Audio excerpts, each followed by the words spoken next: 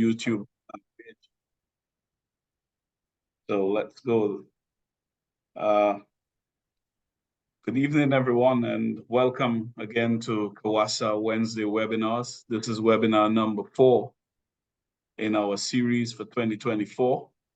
I'm Ignatius Jean, the Executive Director of the Caribbean Water and Sewage Association, CAWASA.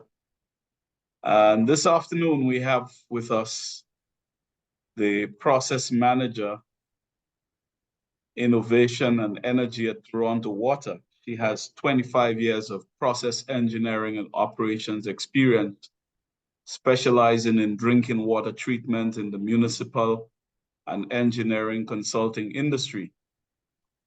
She has led major design, construction, commissioning, process optimization, engineering technical review, and master planning initiatives, including projects focusing on lead corrosion control, disinfection, taste and odor treatment approach, ozonization, UV advanced oxidation, coagulation, gravity filtration, chloramination, and nitrification prevention. She has also led research activities involving municipal pilot plants and university researchers to provide input into design, operating, and optimization initiatives. She will provide an introduction to Toronto Water and will do a deeper dive into the drinking water system. An overview of the source of water quality will be provided, followed by the treatment systems and chemicals in place to render the water potable. Some key challenges will be discussed. I have much pleasure in introducing Miss Liza Ballantyne, Process Manager at Toronto Water. Welcome on board, Liza. Thank you very much. I will share my screen now and hopefully you let me know if you see it. Yeah. Okay. I think you just need to adjust it into presentation mode. Presentation mode.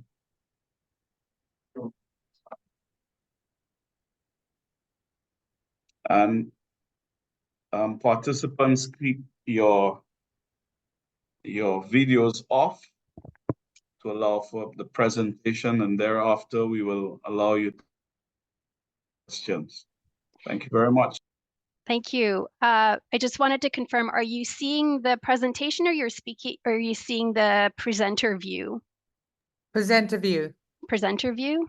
Okay. If you just go down to the, sometimes it's difficult when you're actually on the presentation in full screen to see, but on the bottom, in the right-hand corner at the bottom, there's a little presentation icon. It's similar to that presentation icon. Yeah, that one. Okay.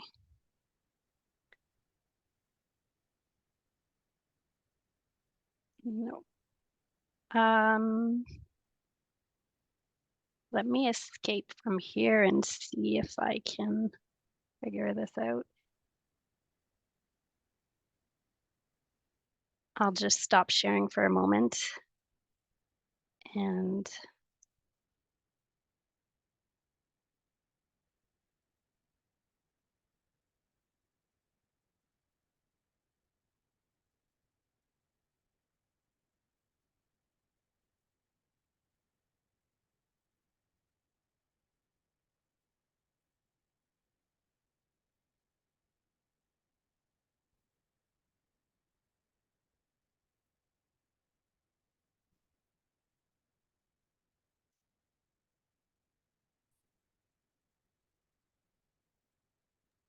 maybe share screen first, and we could certainly see your presentation. We just saw the notes slide next to it.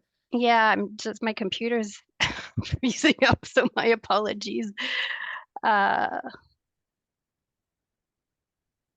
Okay. All right. Let me try this again.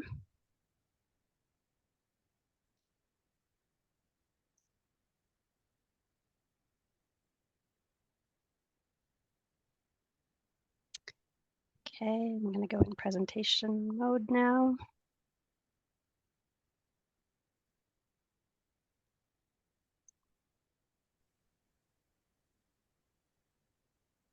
With slideshow.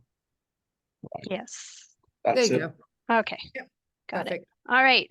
Well, sorry about that, but thank you for inviting me today to share with you some information about Toronto's drinking water treatment systems. So what I'll go over today is just provide you a bit of a brief overview of what Toronto Water does. I'll also review some of our main assets, and then I'll do a bit of a deep dive into the drinking water treatment processes we have here at the City of Toronto and the chemicals we use. I'll finish off with some information on how we ensure that our water meets the quality requirements, and then I'll close off with some of the challenges we're dealing with and some more recent opportunities. So Toronto Water provides drinking water, stormwater, and wastewater treatment. And really, essentially, it's to protect public health, safety, and property.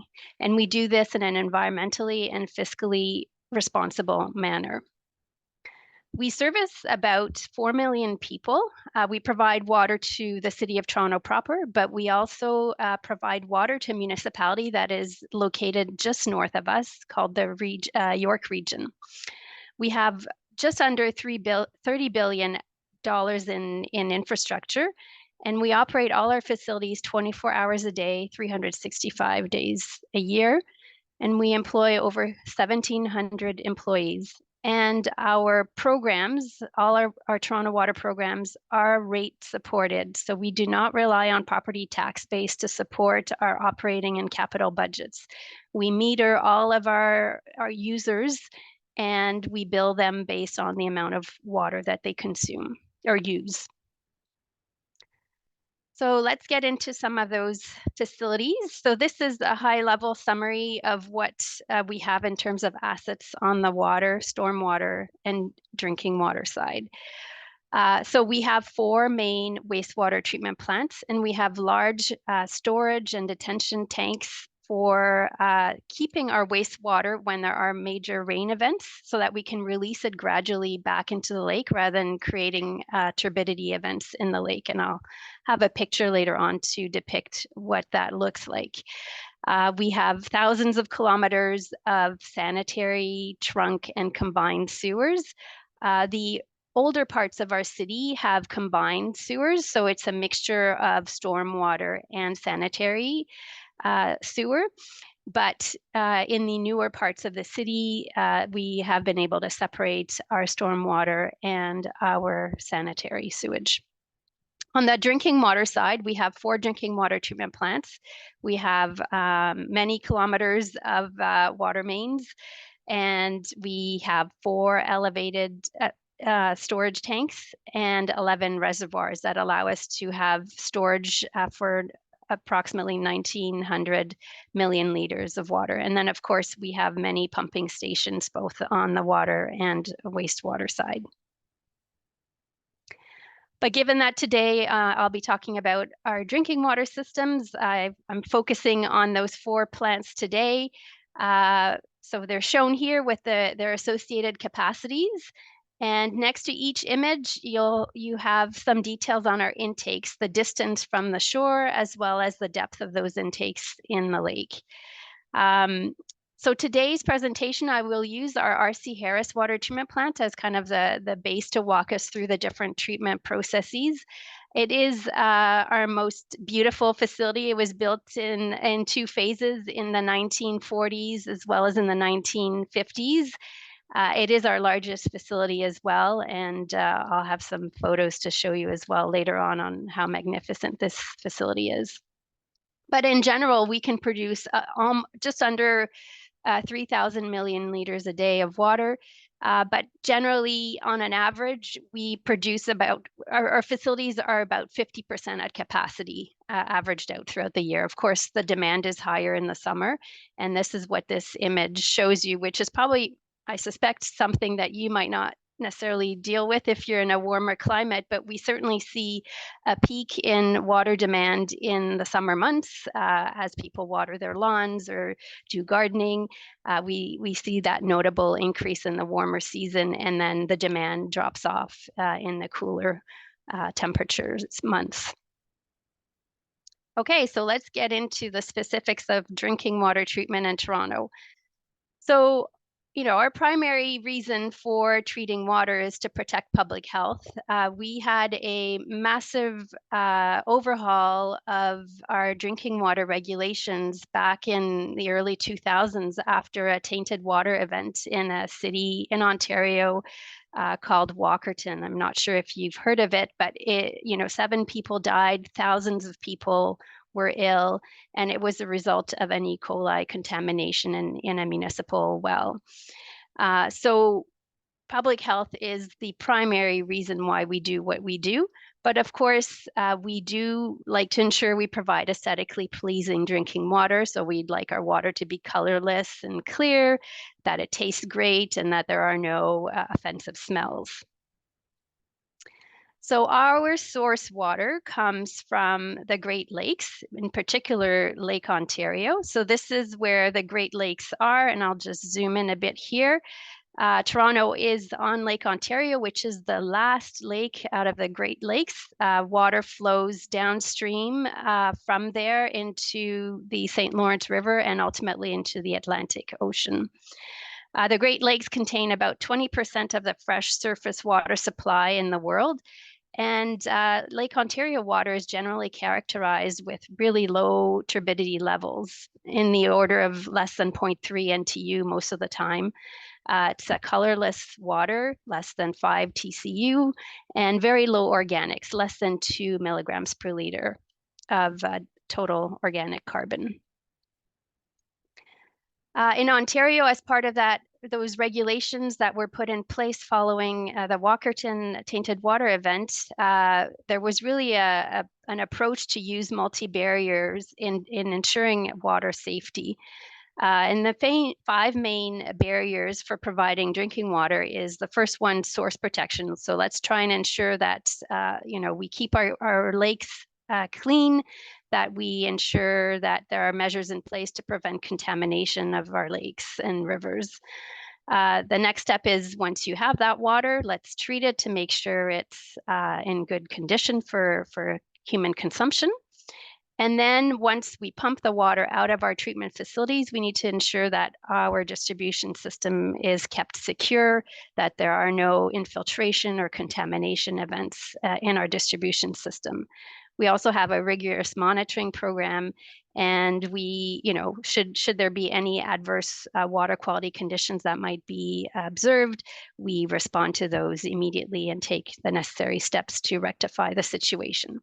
But overall, the main purpose is to reduce protozoa and other waterborne pathogens in drinking water.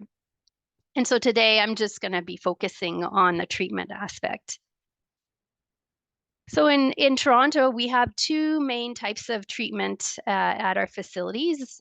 2 of our plants are what we would call a conventional treatment train. So it consists of coagulation, flocculation, sedimentation, filtration, and then disinfection, either in a clear well or in a reservoir. But we also have 2 plants that are direct filtration plants, and it's similar to the conventional treatment facilities, with the exception that there is no clarification step. So conventional treatment has been in place for hundreds of years. Our oldest plant is the Island Water Treatment Plant. It was built in 1912. And conventional or direct filtration plants have, or the treatment itself has been very effective for most surface waters. And it was really put into place when filtration media was readily available. And back in the day, we used predominantly sand. It's a cost-effective. Most of it is the gravity's working for you, with some pumping costs associated with that. And prior to the 1980s, the main focus of drinking water treatment, particularly when it came to conventional treatment, was to remove particles that could ultimately shield bacteria and viruses, and also to improve aesthetics. But since then, there's been a greater emphasis on the use of coagulation with filters to really help target the removal of pathogens. You might wonder, why would one choose conventional over direct filtration? Direct filtration plants are usually recommended for facilities that have less than 15 NTUs in the water, and that certainly fits the bill for Lake Ontario, although we do have some storm events where turbidities can get higher. But in our case, conventional can be used predominantly to reduce the solid loading onto filters, because there is a pre-treatment step that involves clarification. So you are removing solids before the water goes onto the filters. It also allows for higher filtration rate and ultimately higher productivity. We also deal with algae, and so our treatment facilities that have conventional treatment seem to fare better when we do have slugs of algae coming through our intake at certain times of the year. So we'll get into the specific treatment steps, and I'm going to focus on the RC Harris water treatment plant. You see it here in the images. These are pictures from inside our facility, as well as some aerial views. It's a beautiful site. It's been used in movies, and it has a historic designation. So when we do upgrades at this facility, we have to meet certain historical guidance and maintain colors the same as they were originally and whatnot. So sometimes it adds additional expenses to our work, but it's certainly worth it to keep that heritage.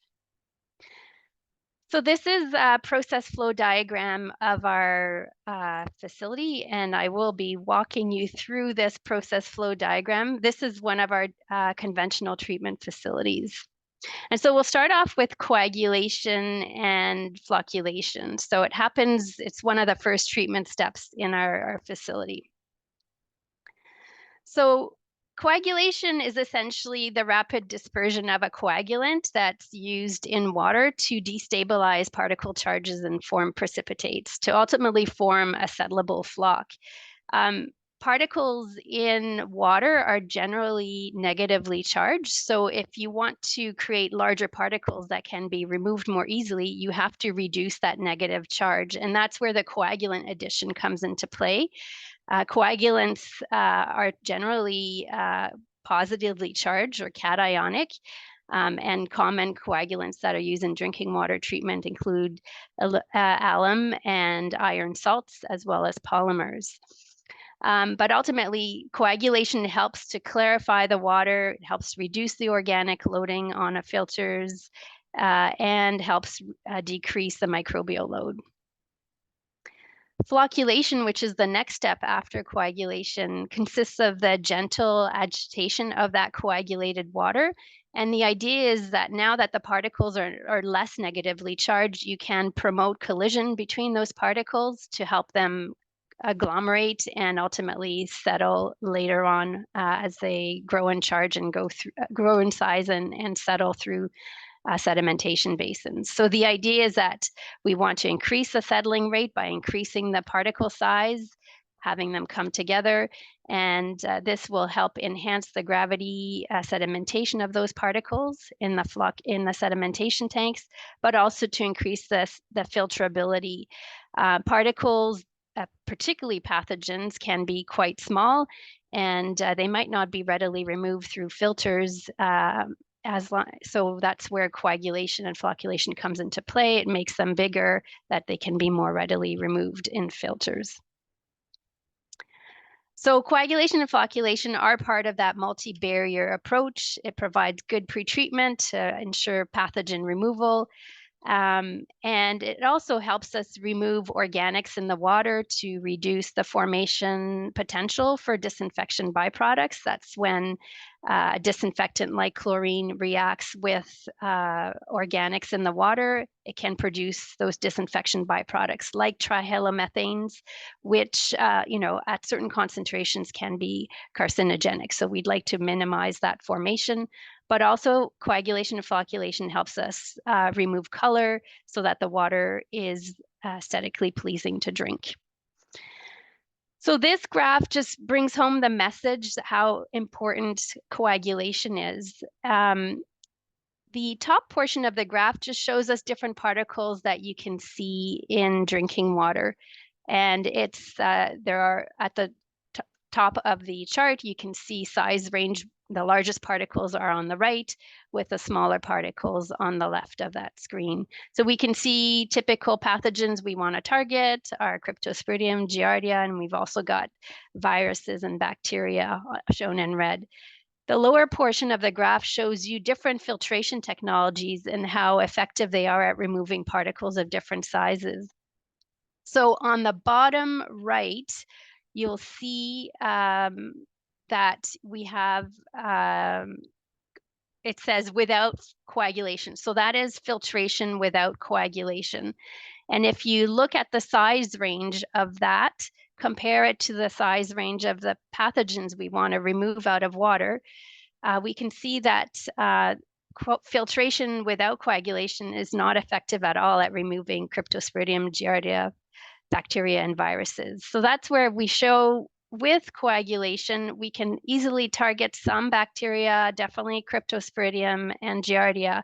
And then viruses, not as effective. We really need to look at disinfection to target those microorganisms.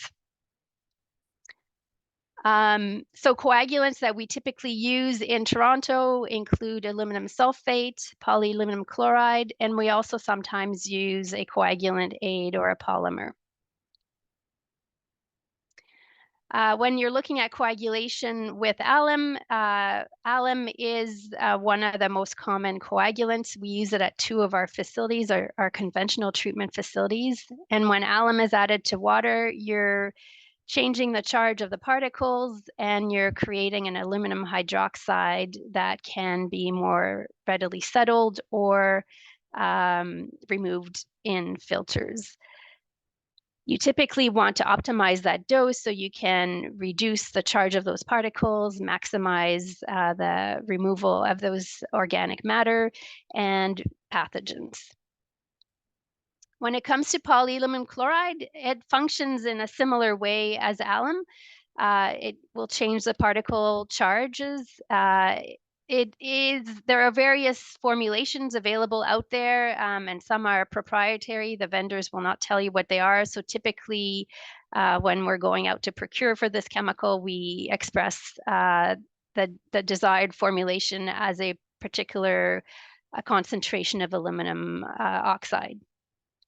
Polyaluminum chloride is more effective over a wider range of pH, and it tends to perform better for us, particularly in the winter months.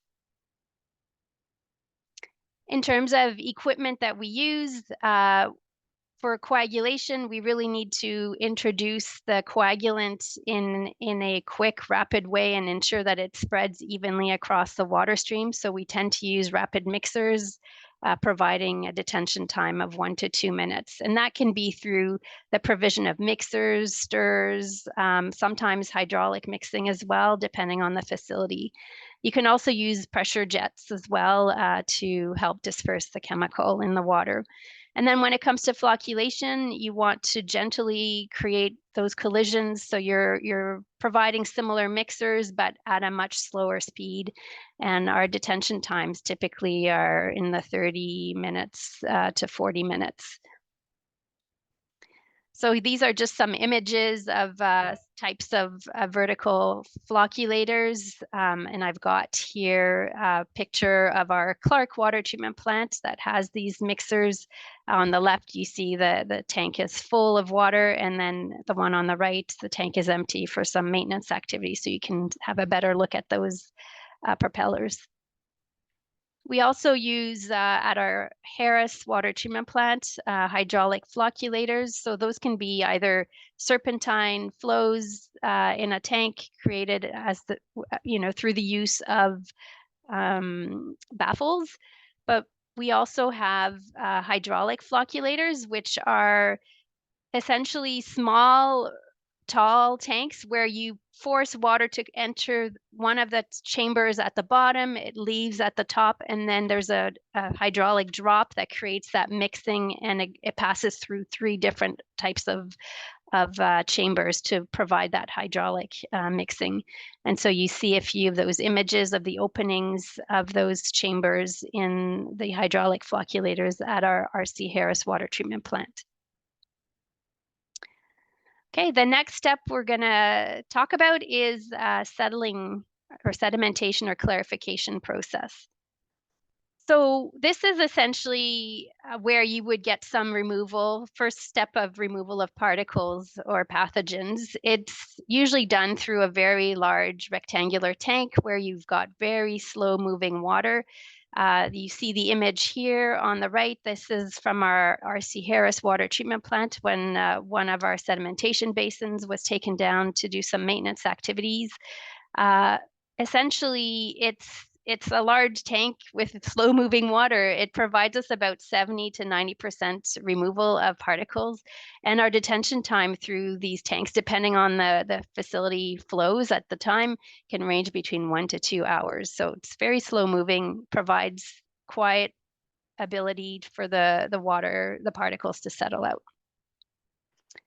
The next step in our treatment is filtration. So filtration is essentially the passage of water through media, a porous media, and this happens through gravity. So in Toronto, we use dual media filters at all of our facilities, and they're made of a mix of either, they're all anthracite and sand. The anthracite layer is usually the first layer where the water comes into contact. It is a coarser media than the sand.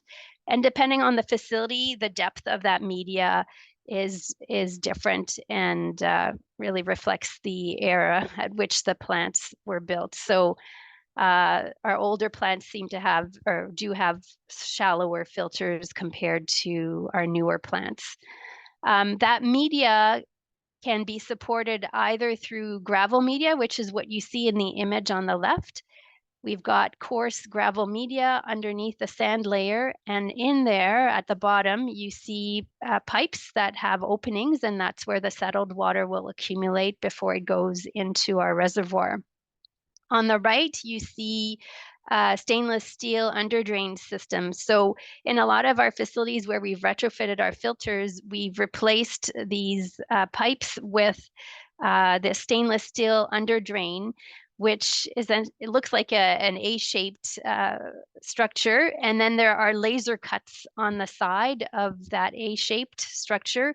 That allows for very small openings that the sand can't go through those openings, but the water can pass through.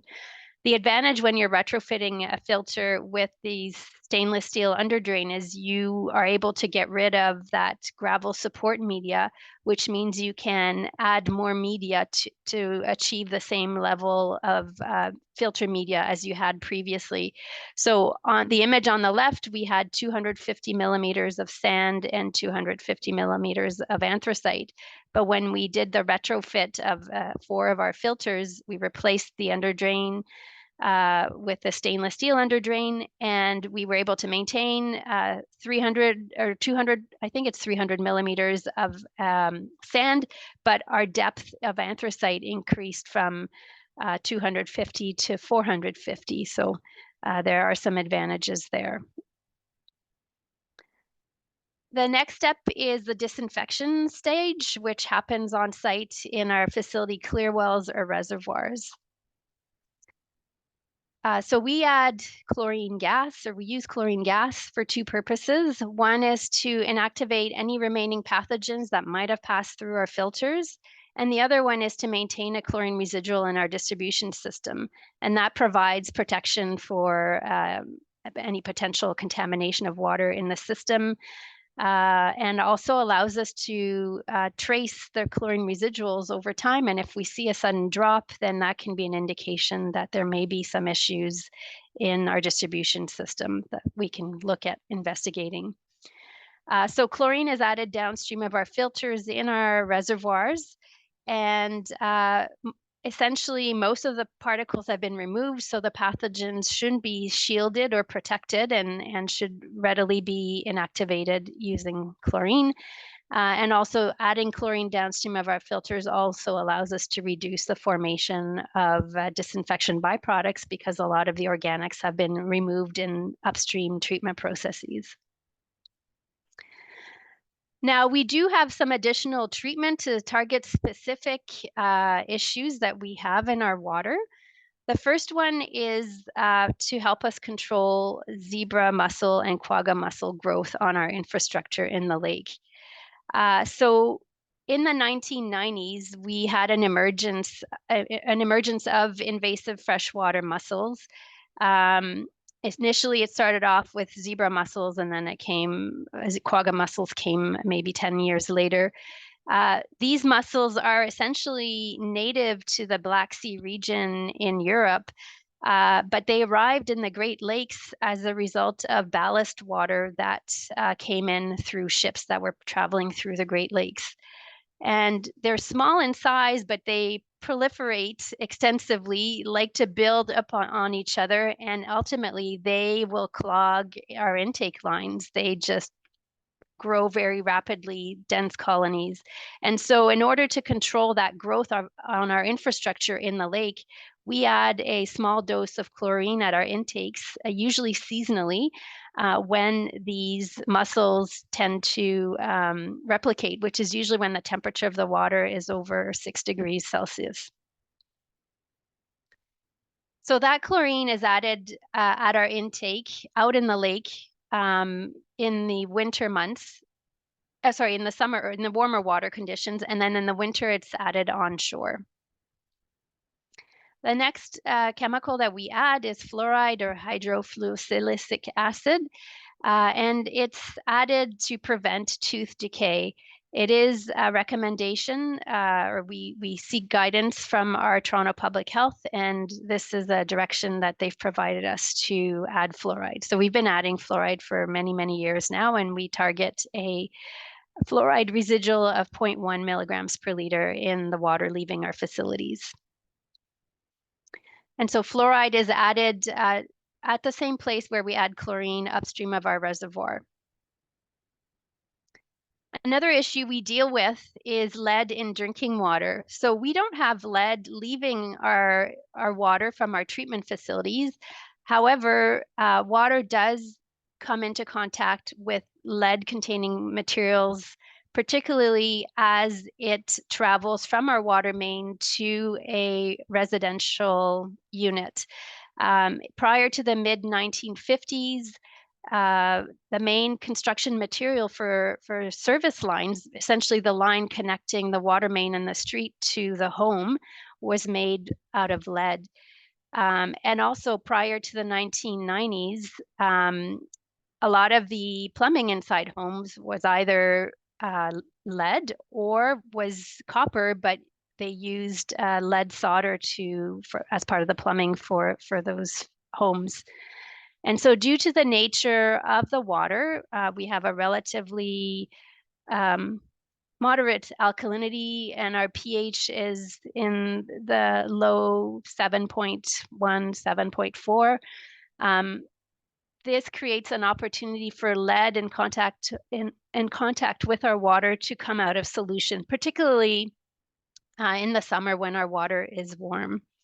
And in 2009, as a result of a sampling campaign required from our Ministry of the Environment, sampling water at consumers' taps, the City of Toronto and other municipalities across Ontario were required to install a corrosion control system.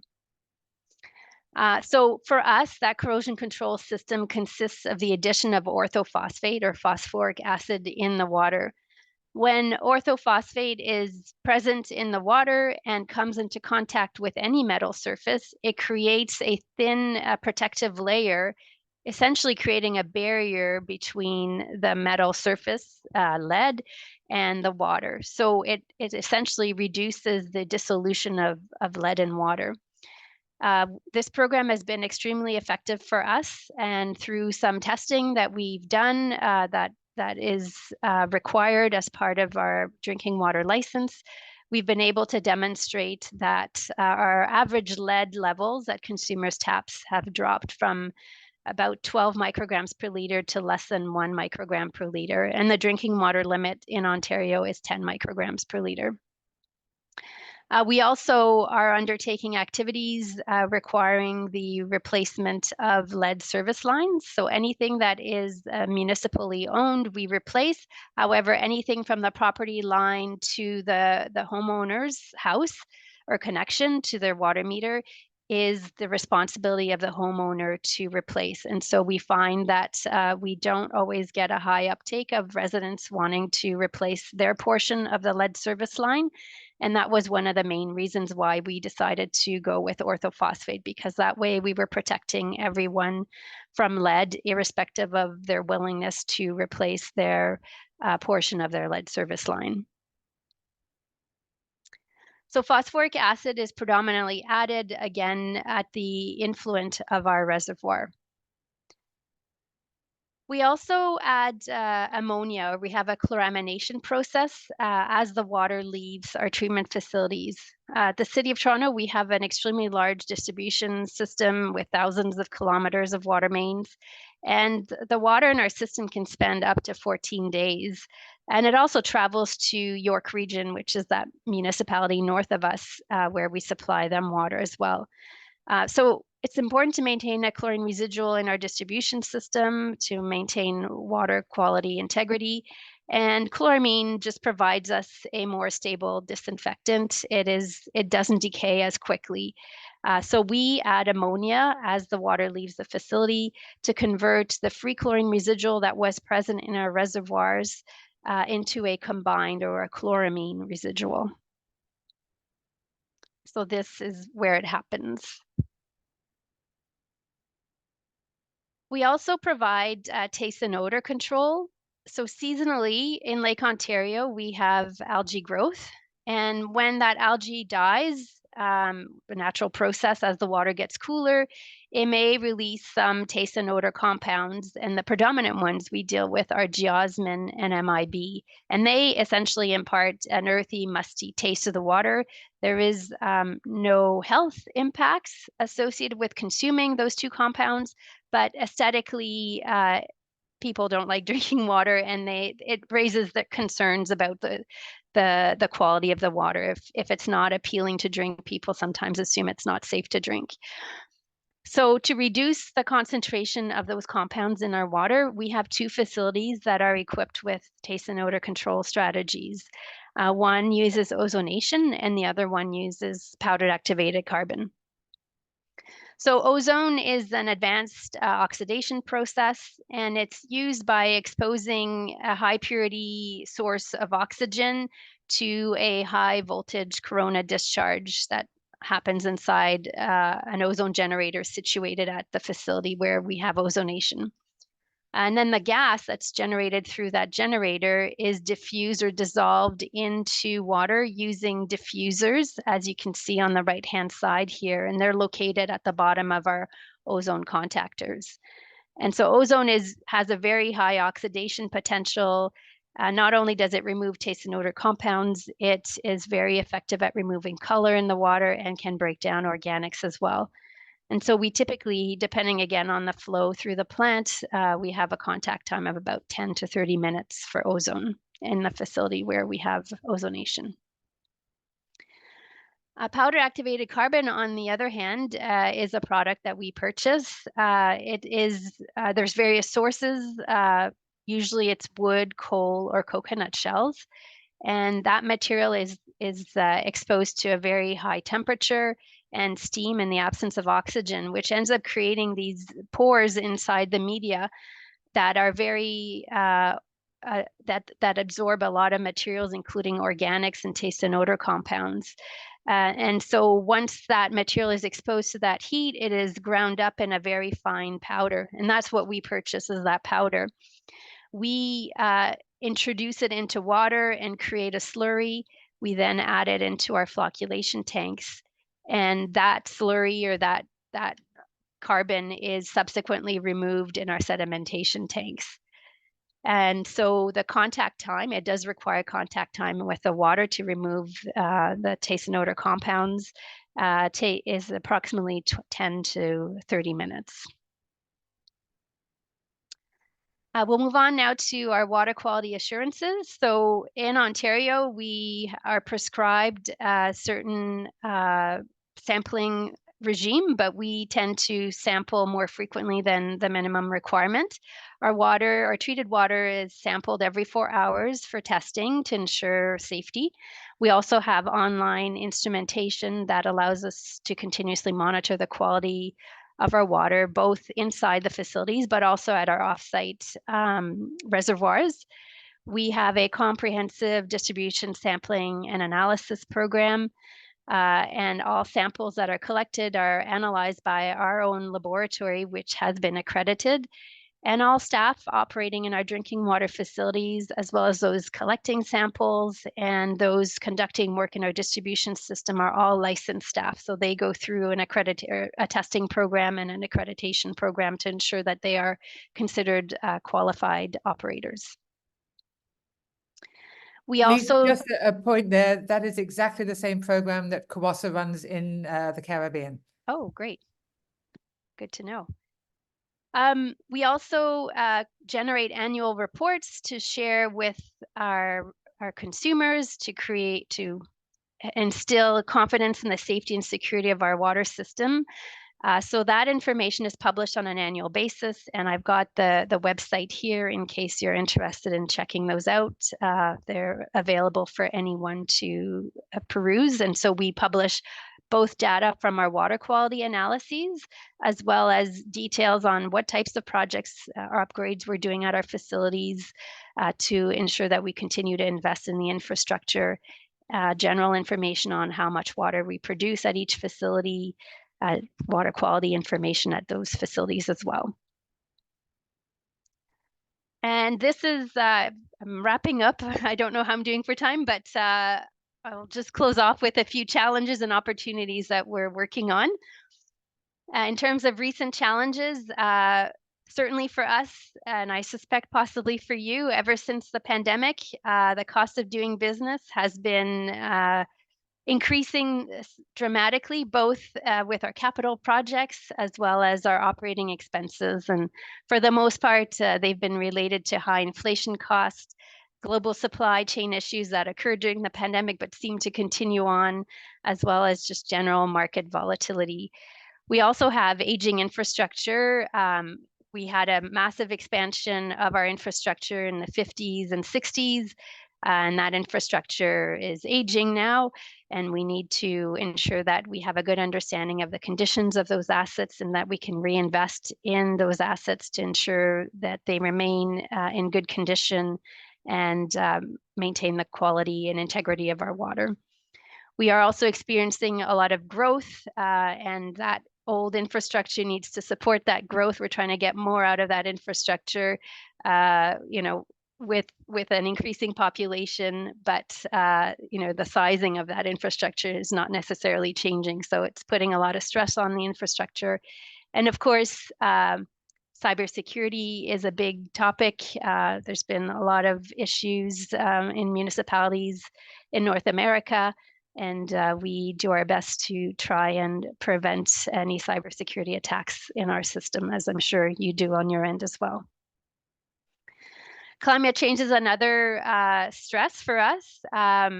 We are seeing more severe and more frequent rainfall events, and that is causing stress on the water quality. As you can see, the image at the top there is an image of a plume from a river after a rainfall event. And so lots of turbidity events as a result of this rainfall event.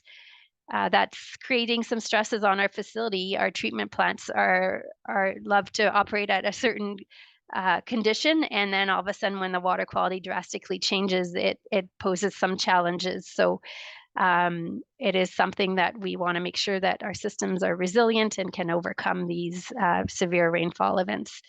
Our council has declared a climate emergency for Toronto, and so there's a lot of pressure to reduce our greenhouse gas emissions and ensure that we are good citizens of the world.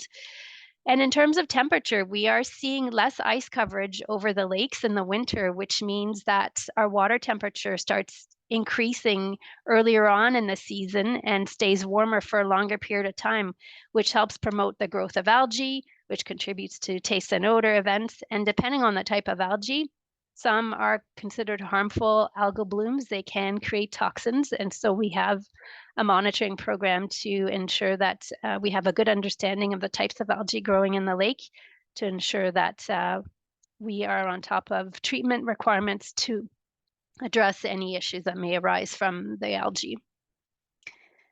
In terms of opportunities, we are embarking on a review of our financial models as it relates to our water charges. So I can speak a bit more about that later on in the question period. We also are always trying to stay on top of our backlog of state of good repair for our infrastructure to ensure that our infrastructure is dependable and we minimize the amount of breaks of water mains and whatnot. We are investing a substantial amount of money, and it keeps increasing on managing stormwater, including the addition of large storage tanks to hold on to that water for longer periods of time after a rainfall event and then slowly release it to the lake. But we're also putting in treatment technology to treat the water, remove materials, as well as reduce the pathogen loading in that stormwater before it goes back to the lake. We are also spending a lot of time as part of that climate emergency that's been declared on investing in and integrating renewable energy, so be it solar, wind, or battery storage, and improving the resilience in our system. So we rely heavily on electricity, but now through the use of solar and battery storage predominantly, should there be a power outage, we can draw upon the energy we've stored in batteries to help operate some of our facilities. We also monitor emerging contaminants, including pharmaceuticals, PFAS, which are perfluorinated compounds generally created from Teflon-related products, taste and odor compounds, as well as algal toxins. And we are spending a lot of time on new technology as well. There's lots of new emerging technologies, smart technologies, including sensors and real-time monitoring that we can apply in our distribution system that would help us understand, if there are any issues, early detection, allow us to respond in a faster manner to help us reduce our losses and overall improve our management of water. We also have different databases for data that's been stored historically, and we've implemented a new tool that allows us to integrate all of that data in a more user-friendly manner so that we can create dashboards and help us with our decision-making process. And of course, as I mentioned earlier, we are putting in technology to further support our security as it relates to cyber attacks. And that officially concludes my formal portion of the presentation, but maybe I can go into speaking about the water rates if that's helpful at this point. Sure. Okay. So yeah, Toronto Water's always been a really good communicator to our city council to share some of the challenges that we experience and to ensure that we minimize service interruptions to consumers. We live in a very densely populated city, and whenever there's a water main break, it always makes it on the news, and so there's heightened attention to those types of events. And so by being proactive and sharing information with our council, and them experiencing some of the effects related to water main breaks and other issues. We've been able to create that good foundation for understanding of the challenges we face. And we've also been able to create or have metrics that we can follow, the number of breaks per thousands of kilometers, for example. And we've been able to demonstrate through the investment in our infrastructure, we've seen a notable drop in the number of breaks we're having in our infrastructure. So by sharing those metrics with our councillors, we've been able to get buy-in into adjusting our water rates. So in the early 2000s, or maybe mid 2000s, we had, I think it was 9 years where we had 9% increases in our water rates.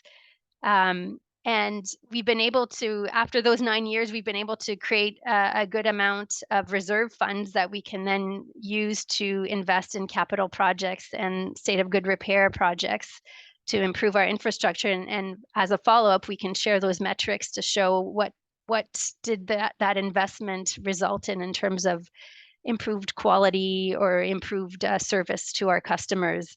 And just to be quite clear, Lisa, we're talking 9% every year for 9 years, yes. not 9% over 9 years. No, 9%. Yes. And after that, I think we had 2 years where we were at 6% each. And then ever since then, we've been at 3% a year. So we have not had a stagnant water rate. It tends to go up every year, and we just got approved for another 3% earlier this year as part of our council meeting. Maybe I can share with you, Valerie, after this presentation.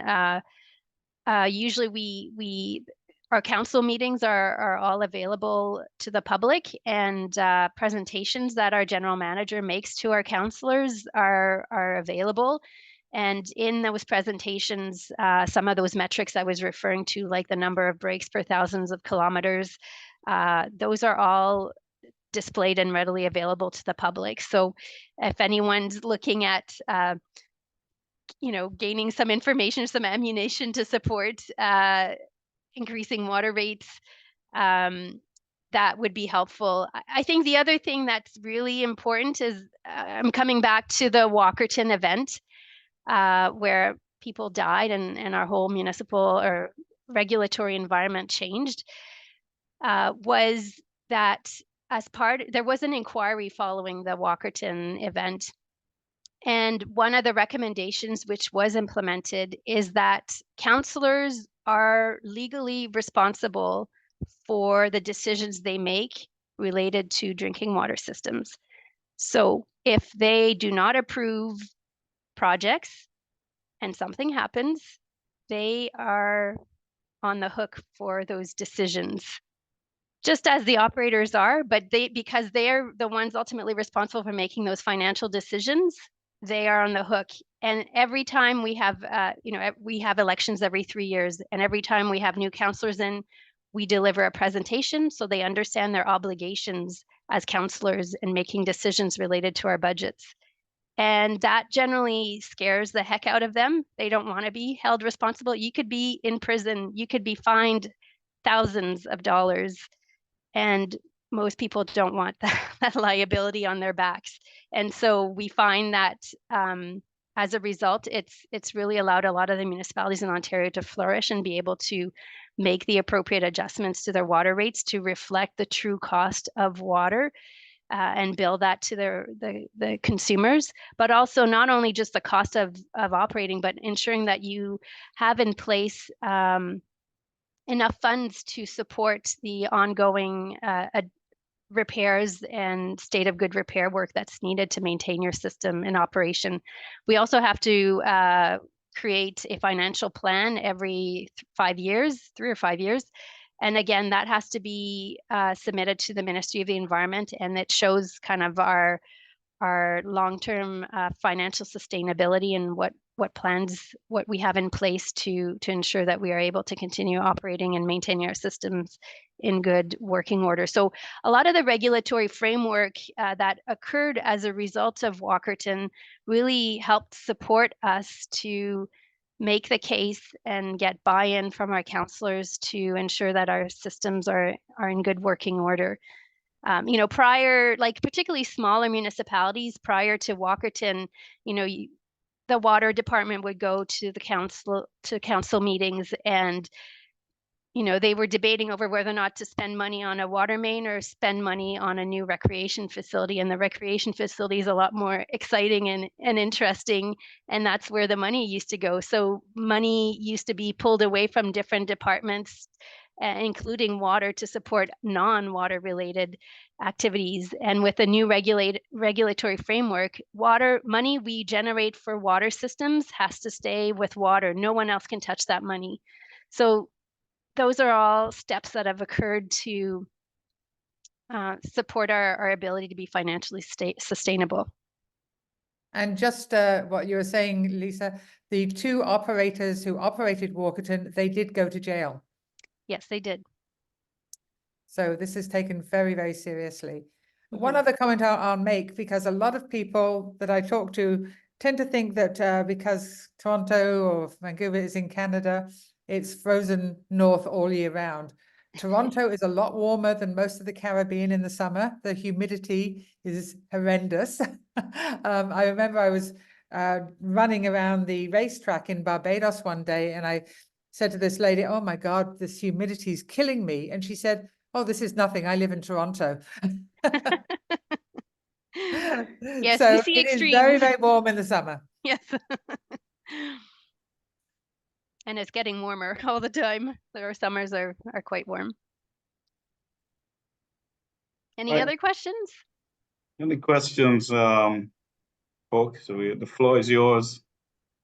So I'd like to thank Lisa for a very good presentation and great insights into what you're doing over in Canada. So as I said, we all in just different locations, but there are some similarities. But it was good towards the end when you spoke about the regulatory framework and also some of the challenges that are being faced, because sometimes in these parts we think that we're immune to a lot of the global issues such as the climate change and post-COVID, the cost of doing business and increasing cost of materials, etc., and equipment owing to supply chain issues. And our challenges throughout, I think it's a global challenge of aging infrastructure and what is being done to remedy or to keep pace with that. And I think you are fortunate to have a regulatory framework, at least to ensure financial sustainability, that you can make the investments. Yeah. Definitely. Any questions, comments? I see Kevin has his hand up, Ignatius. Yes, please go ahead, Kevin. Sorry, I missed that. All right, I think my camera's going on. Thank you for just an excellent. Yeah. I'm in. Great. Yeah, thanks for an excellent presentation. What an impressive water system, and also wastewater and stormwater. Kevin Carter. I'm in Broward County, Florida, South Florida, just north of Miami, and I kind of want to build on something that Ignatius talked about with supply chain issues and working with old infrastructure. Then also you talked about your capital programs and then getting your budgets approved, and all of these things can benefit from asset management. Could you talk about sort of how your utility works with asset management, understanding what you have, what's old, what's not old, what needs fixed, and just kind of how Toronto handles that? Sure, it's not my area of expertise, so I probably won't be able to elaborate too much, but we have our own dedicated asset management group. And so they lead the charge, hence why I'm not an expert in that area.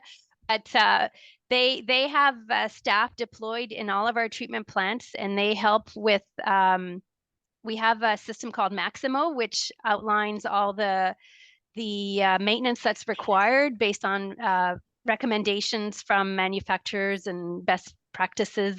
And so they schedule maintenance activities required for various infrastructures inside the facilities. But there's a large program looking at the asset of our infrastructure that's buried, which is out of sight, often out of mind. But the reality is it is critical infrastructure. So, there could be video inspections of sewers and water mains. We do a lot of relining of our pipes and whatnot. And Yeah. I don't know if that's what you were looking for. Yeah, Yes. no, that was perfect, actually. Yeah, that's, I'm One not other- no, go So ahead, another Val. thing, Kevin, is that an asset management plan is a legal requirement in Canada, Yes. as is the risk reduction or the risk assessment. Yeah. These are legal requirements, and the utility would be out of compliance with their license if they don't have those. And could have serious Good repercussions. point. Yeah, I just wanted to emphasize it, and Ignatius and I have had many discussions of asset management, and it's just across the globe, everyone trying to get better at it. And just to let you know, we also use Maximo, so there you go. 1,200 miles away, and we're using the same software. So thank you, perfect answer. Yeah, you're welcome. Yes, hello, good day. I have a question. Ezekiel Francis from the Wasco in Dominica. First of all, that's an excellent presentation. Thank you. I'm actually sitting in a treatment plant while you're giving this presentation, and I'm feeling like I'm in a matches box compared to what you guys have in Toronto. I saw in one of your slides, I saw you are using alum as your coagulant. Yes. And directly after you injecting the alum, you have phosphoric acid. I think you use that for maybe to reduce scale formation or corrosion, etc.